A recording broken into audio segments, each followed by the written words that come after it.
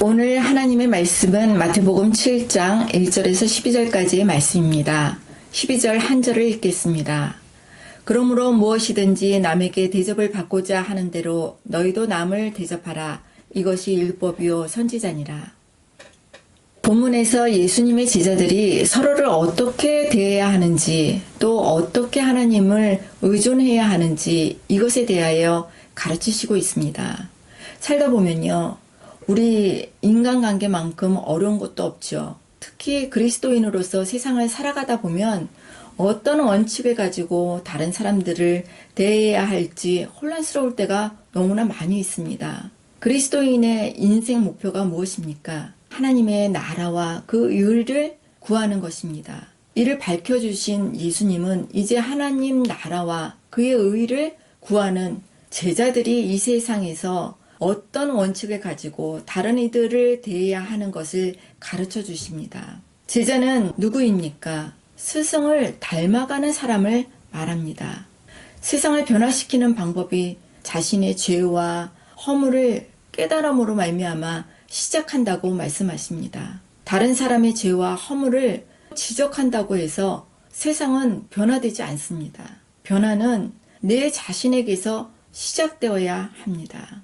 다른 사람의 눈 속에 티를 보기 전에 먼저 내 속에 있는 들보를 깨달아야 하는 것이죠. 내 속에 들보를 끄집어내면 그 후에야 밝히 보게 되는 것입니다. 내가 먼저 변화되면 다른 사람을 변화시킬 수 있는 것이죠. 변화와 부흥은 바로 나로부터 시작이 되는 것을 잊지 말아야 되겠습니다. 인간관계가 힘든 이유는 무엇입니까? 모든 사람이 각각 다르기 때문입니다. 예수님은 우선 믿음의 형제들끼리 서로 비판하지 말라고 가르치십니다. 서로가 다름을 틀림으로 인식하게 되면 각자의 잣대로 서로가 서로를 비판할 수밖에 없습니다. 이웃에 대한 비판을 일삼는 사람은 형제 눈에 있는 티를 보면서 자기 눈에 있는 들보를 보지 못하는 그런 사람이다. 이렇게 말했습니다. 자기 눈에 있는 들보, 즉 잘못된 판단의 잣대를 빼내지 않고서는 형제 눈에 있는 잘못된 기준을 빼낼 수 없다고 강조하고 있는 것입니다. 상대의 태도나 모습이 거슬리는 행동 참 많지요. 그 이유가 내 안에 있을 수 있음을 인정해야 합니다. 나의 들보를 빼내기 위해서 노력해야 돼요. 예수님은 비판받지 않으려면 비판하지 말라고 말씀하십니다. 다른 사람을 비판할 때 우리는 자연스럽게 타인을 피고인으로, 내 자신은 판단자로 인식하게 됩니다. 그래서 예수님은 타인을 비판하기 좋아하는 자들에게는 타인의 눈 속에 티끌을 보기 전에 먼저 자신의 눈 속에 있는 들보를 보라고 말씀하십니다.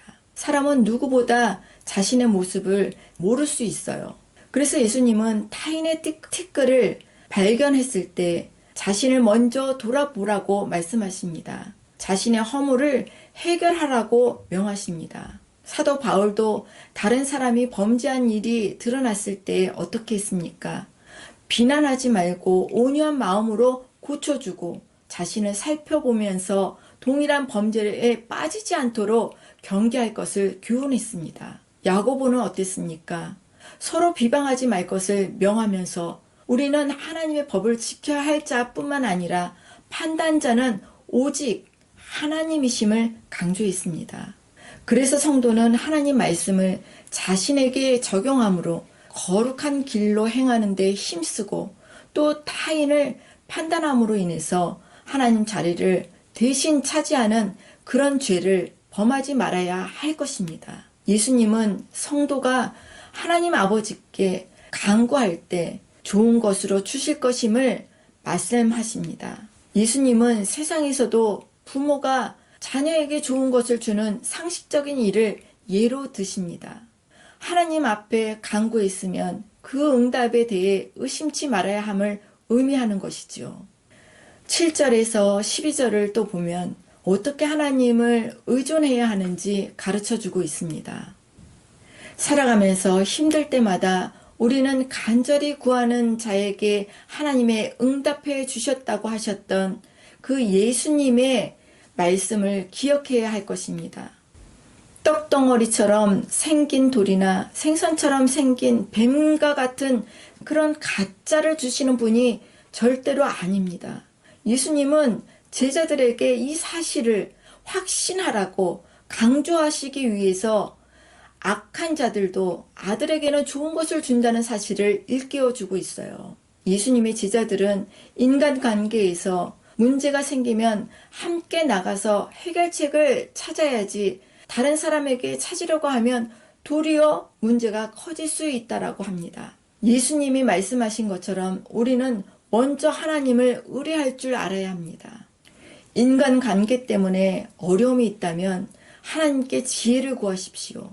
하나님이 반드시 지혜를 주셔서 관계의 어려움을 풀어갈 수 있도록 도와주실 것입니다.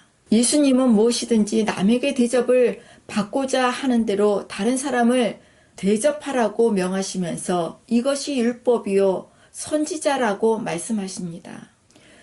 하나님의 사랑을 실천하는 아주 핵심적인 원리라고 할 수 있죠. 이것은 내 이웃을 내 자신같이 사랑하라는 그 말씀과 같은 의미입니다. 내가 타인에게서 받기 원하는 바를 타인에게 해줄 줄 아는 그런 구체적인 실천 방법입니다. 배고픈 자에게 먹을 것을 주고 추운 사람에게 따뜻하게 해주는 것입니다. 우리가 이런 사랑을 실천할 수 있는 이유는 하나님의 사랑 때문입니다.